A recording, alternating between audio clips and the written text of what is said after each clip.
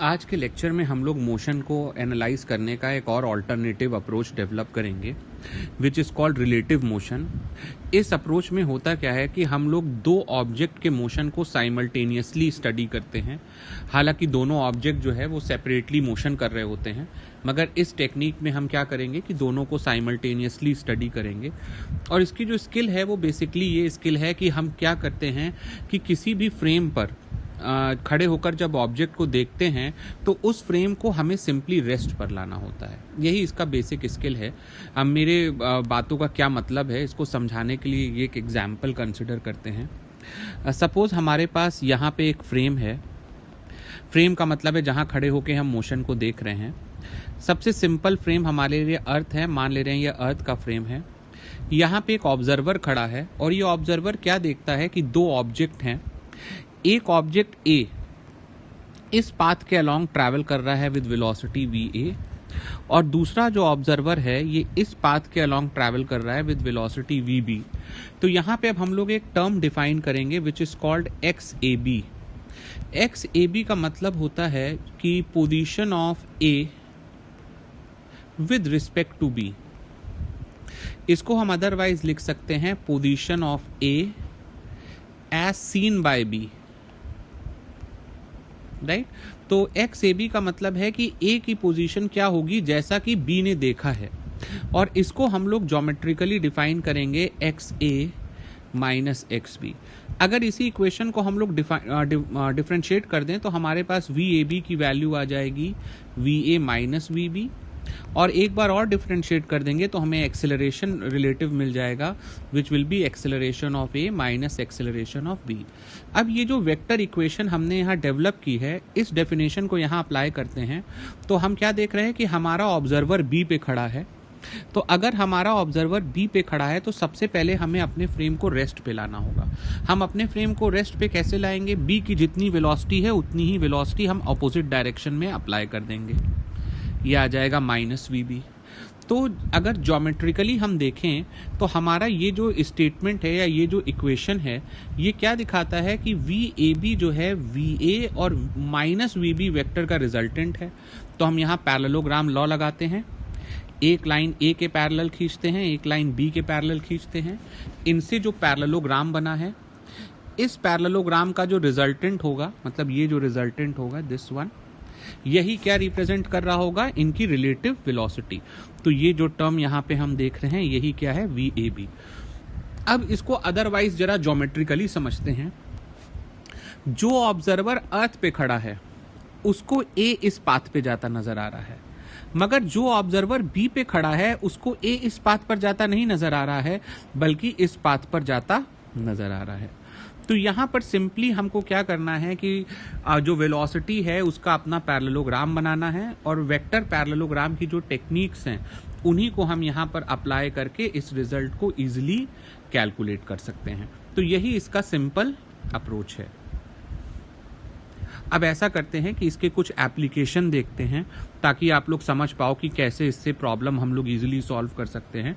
तो one by one मैं सारी वैरायटी और एप्लीकेशन यहाँ डिस्कस करूंगा ताकि आप लोग ये समझ सको कि कैसे इस अप्रोच को हम लोग मोशन पर अप्लाई करते हैं।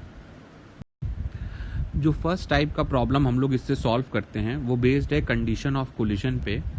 इसमें क्या है, सपोज अपने पास कोई दो ऑब्जेक्ट है। एक ऑब्जेक्ट जो ए है वो इस डायरेक्शन में मूव कर रहा है, सपोज वेलोसिटी u से, और जो दूसरा ऑब्जेक्ट है वो इस डायरेक्शन में मूव कर रहा है स्पीड v से। इनके बीच कोलिजन की कंडीशन क्या है? इसके लिए सिंपल स्टेप्स हैं। सबसे पहले आप क्या करो, दोनों में से किसी भी एक पॉइंट को चूज कर लो और दोनों वेक्टर को सेम पॉइंट पर बना दो। तो मैं इस पॉइंट को चूज कर ले रहा हूँ। इस पॉइंट पर मैं u वाले वेक्टर को यहाँ से ट्रांसमिट करके ला रहा हूँ। मैंने क्या किया कि u को यहाँ तक ले आए। ओके, अब जिस वेक्टर को हमने ट्रांसलेट किया है उसी वेक्टर को हम लोग रेस्ट पे ले आएंगे। तो हमने क्या किया कि u को रेस्ट पे ले आए। ये आ गया अपने पास माइनस u। अब v और माइनस u से बन रहा पैरेललोग्राम बनाएंगे। ये हमने v और माइनस u से बना पैरेललोग्राम निकाला। इस पैरेललोग्राम का जो डायगोनल है यही रिलेटिव वेलोसिटी दिखा रहा है, v रिलेटिव। ओके, अगर ये जो रिलेटिव वेलोसिटी वेक्टर है अगले पॉइंट से पास कर जाए तो हम कहते हैं कि दोनों के बीच कोलिशन होगा, अदरवाइज दोनों के बीच कोलिशन नहीं होगा। जैसे हम लोग अपने इस डिस्कशन में क्या देख रहे हैं कि जो रिलेटिव वेलोसिटी वेक्टर है वो इधर पास कर रहा है, इस लाइन पर कहीं निकल जाएगा और पॉइंट यहाँ है, तो यहाँ पे वी रिलेटिव इस पॉइंट से पास नहीं कर रहा है, तो इनके बीच कोलिशन की पॉसिबिलिटी नहीं है। जब रिलेटिव वेलोसिटी वेक्टर अगले पॉइंट से पास करेगा तभी उनके बीच कोलिशन की पॉसिबिलिटी है, अदरवाइज उनके बीच कोलिशन की पॉसिबिलिटी नहीं है। अच्छा देखो, यहाँ अपनी थ्योरी को सपोर्ट करने के लिए एक सिंपल एग्जांपल डिस्कस कर रहे हैं। सपोज हमारे पास दो ऑब्जेक्ट्स हैं यहाँ और यहाँ पे लोकेटेड। फर्स्ट ऑब्जेक्ट को हमने 10 मीटर पर सेकेंड से हॉरिजॉन्टली फेंका है पॉइंट ए से, और पॉइंट बी से दूसरे ऑब्जेक्ट को फेंका है सपोज 30 मीटर पर सेकेंड से। इस डिस्टेंस को 1 यूनिट ले लेते हैं, इसको √3 यूनिट्स ले लेते हैं। हम लोगों को बताना है कि ये एंगल थीटा क्या होगा जिसके लिए दोनों ऑब्जेक्ट्स पर कोलिशन अकर हो सके, राइट। तो कंडीशन हम सब लोग जानते हैं कि कोलिशन तभी होगा जब जो रिलेटिव वेलोसिटी होगी वो लाइन ज्वाइनिंग ए बी पर होगी, राइट। तो इस कंडीशन को हम लोग रीड्रॉ करते हैं और ए को जो है सबसे पहले ट्रांसमिट करके ए से बी पर ही ले आते हैं, तो ये वेक्टर इस डायरेक्शन में हो जाएगा 10। नेगेशन कर देते हैं इस वेक्टर का, ये -10 हो जाएगा। तो अब -10 और 30 का जो रिजल्टेंट है it should pass through a, या जो इनका रिलेटिव वेक्टर है ये ए बी लाइन पर होना चाहिए, तभी इनके बीच कोलिशन पॉसिबल है। तो इस कंडीशन को हम लोग रीड्रॉ करते हैं। तो अगर क्या होता है कि इनके बीच कोलिशन हो रहा है तो इनका जो वेक्टर है ये इसी लाइन पर होना चाहिए। तो अगर ये पैरेललोग्राम हम लोग बनाते हैं तो ये पैरेललोग्राम कुछ इस तरह का बनेगा, और ये जो बीच वाला इसका डायगोनल है यही रिलेटिव वेक्टर है। तो यही कंडीशन है। तो अगर अब ये वाला एंगल थीटा है तो ये एंगल भी थीटा ही होगा, करस्पॉन्डिंग एंगल। तो इसको हम थोड़ा मैग्नीफाई करके देखते हैं और अपना रिजल्ट फाइंड आउट कर सकते हैं। यहाँ पर हमने इसी पैरेललोग्राम का मैग्नीफाइड वर्जन रखा है। ये एंगल जो है अपना 30 डिग्री होगा। ये हम लोग सिंपल इस ट्रायंगल में देख सकते हैं, लार्जर ट्रायंगल में ये एंगल 30 डिग्री, ठीक है। tan 30 जो है परपेंडिकुलर अपॉन बेस हो जाएगा, और ये एंगल अपना थीटा ही रहेगा, करस्पॉन्डिंग एंगल जो हमारा ये एंगल है पूरा सेम, राइट। मैग्नीट्यूड में ये वाली वैल्यू 10 रहेगी, ये 30 रहेगी। This will B 30 cos theta, right, and this will B 30 sin theta. हम लोग इजीली लिख सकते हैं कि tan 30 डिग्री किसके बराबर आ जाएगा, 30 sin theta divided by 10 + 30 cos theta. और इस सिंपल इक्वेशन को सॉल्व करके हम लोग थीटा की वैल्यू फाइंड कर सकते हैं, ओके। तो इस तरह की कंडीशन से आप पता कर सकते हो कि कैसे दो ऑब्जेक्ट के बीच कोलिजन होगा या नहीं होगा। तो अब देखते हैं एक और टाइप का प्रॉब्लम जो हमसे रिलेटिव मोशन में पूछा जा सकता है, जिसमें हम लोग टाइम ऑफ मीटिंग जो है फाइंड आउट करते हैं। ऐसी प्रॉब्लम हम लोगों ने काइनेमैटिक्स में भी काफ़ी देखी हैं कि काइनेमैटिक्स में क्या होता है, हमसे पूछेगा कि एक बॉडी दूसरे बॉडी को चेस कर रही है तो वो कितने टाइम के बाद उसे ओवरटेक करेगी या कितने टाइम के बाद कोलिजन होगा। इस तरह की प्रॉब्लम को भी हम लोग रिलेटिव वेलोसिटी से सॉल्व कर सकते हैं। सपोज अपने पास एक कोई पॉइंट ऑब्जेक्ट है ए जो कुछ 3u स्पीड से चल रहा है, और दूसरा पॉइंट ऑब्जेक्ट है बी कुछ u स्पीड से चल रहा है, और ए और बी के बीच का जो रिलेटिव सेपरेशन है सपोज वो d है। तो हम लोग थोड़ा सा भी दिमाग लगा के यहाँ पे ये समझ सकते हैं या देख सकते हैं कि ए और बी के बीच का जो रिलेटिव डिस्टेंस है वो d है। तो जो रिलेटिव डिस्टेंस होता है वो हमेशा रिलेटिव वेलोसिटी से ही ट्रैवल होता है।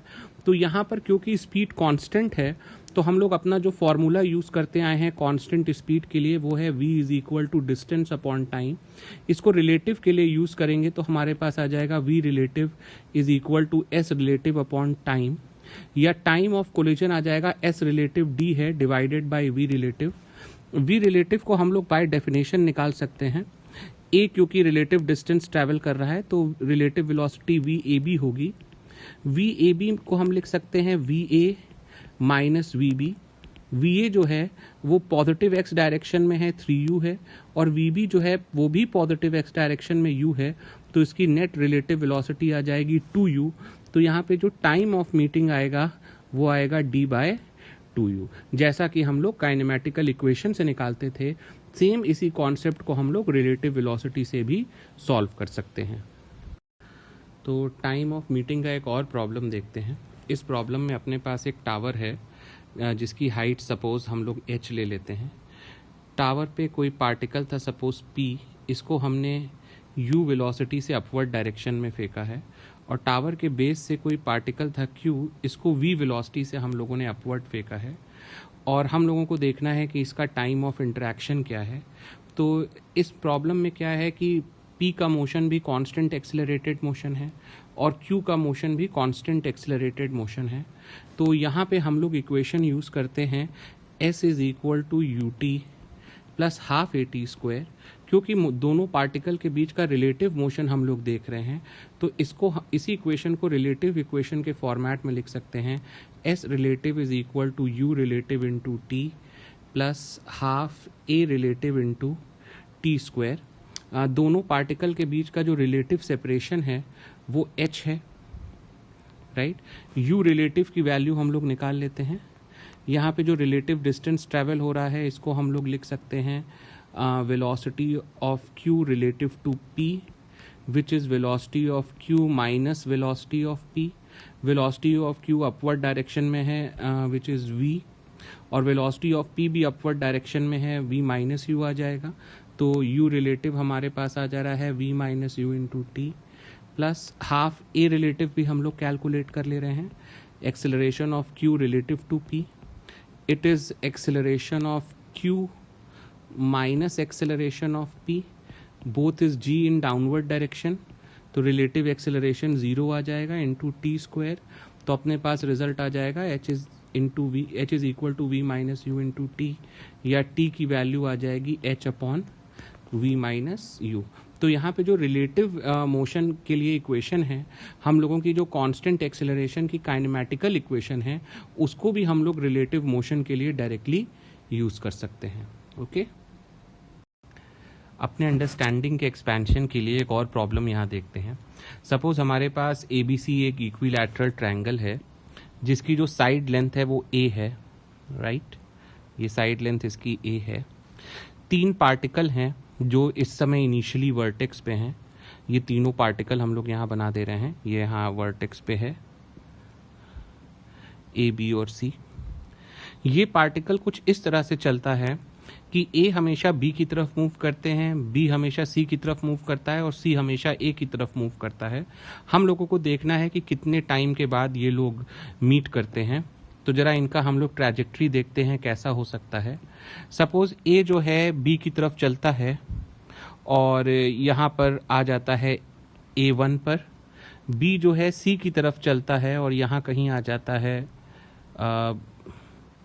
B1 पे, और C इसी तरह चलता है और यहाँ पहुँच जाता है C1 पे।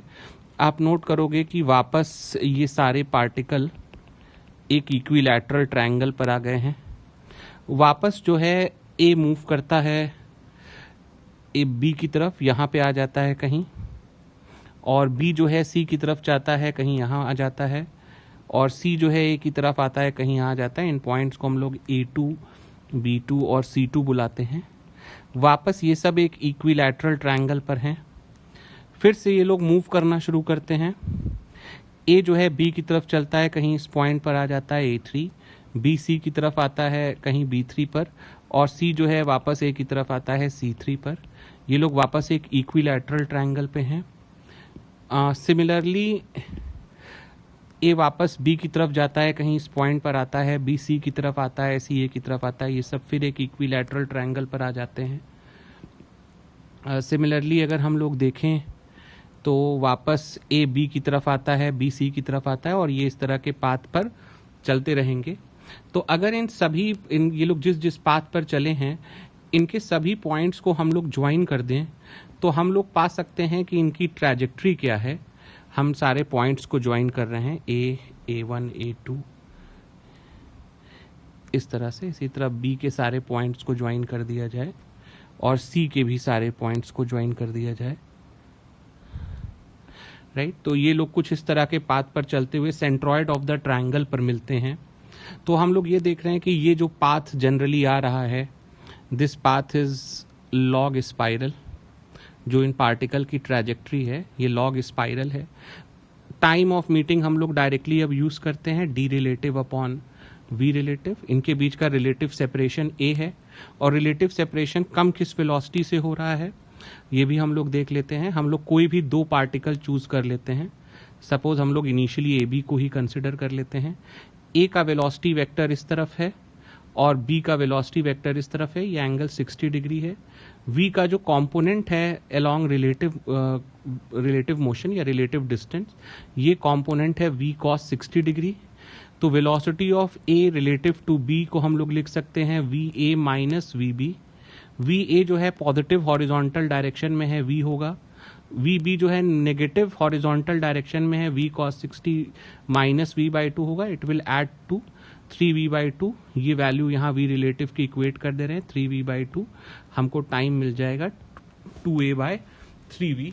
इतने टाइम के बाद जो है ये पार्टिकल आपस में मीट कर जाएंगे, राइट। तो होप सो ये कॉन्सेप्ट आपको क्लियर होगा कि रिलेटिव मोशन की मदद से या रिलेटिव वेलोसिटी की मदद से सही इक्वेशन को यूज करते हुए, जो सिंपल इक्वेशन आ रही है t is equal to D relative upon V relative, इसको डायरेक्टली यूज करते हुए हम लोग क्या कर सकते हैं, टाइम ऑफ मीटिंग कैलकुलेट कर सकते हैं। अब इस पे रिलेटिव मोशन में जो नेक्स्ट टाइप की प्रॉब्लम हम हैंडल कर सकते हैं वो क्या होता है कि मिनिमम सेपरेशन दो पार्टिकल के बीच क्या है वो हम कैसे कैलकुलेट करते हैं। इसके लिए हमने दो पार्टिकल लिए हैं ए और बी। ए जो है u वेलोसिटी से ओरिजिन की तरफ अप्रोच कर रहा था और b जो है v वेलोसिटी से ओरिजिन की तरफ अप्रोच कर रहा है। मान लेते हैं a का ओरिजिन से इनिशियल डिस्टेंस a था और b का जो ओरिजिन से इनिशियल डिस्टेंस था वो b था, राइट। अच्छा, अब यहाँ पर मैंने ये इनका रिलेटिव वेलोसिटी वेक्टर ड्रॉ किया है और ये relative velocity vector point of contact से पास नहीं कर रहा है। तो हम ये देखते हैं कि ए और बी के बीच कोलिजन नहीं होगा। अब इसी केस में हम लोग इनके बीच लीस्ट सेपरेशन निकाल सकते हैं। और ये लीस्ट सेपरेशन होगा क्या, हमको करना क्या है कि जो रिलेटिव वेलोसिटी वाली लाइन है इसके ऊपर पॉइंट ए से परपेंडिकुलर ड्रॉप करेंगे। ये हमने परपेंडिकुलर ड्रॉप किया है। इसी परपेंडिकुलर की जो लेंथ होगी यही इनके बीच का मिनिमम सेपरेशन रिप्रेजेंट करेगी और इस मिनिमम सेपरेशन को हम लोग बाय ज्योमेट्री भी फाइंड कर सकते हैं इजीली। तो सबसे पहले हम लोग क्या करते हैं कि मिनिमम सेपरेशन निकालने के लिए इतनी लेंथ कैलकुलेट कर लेते हैं।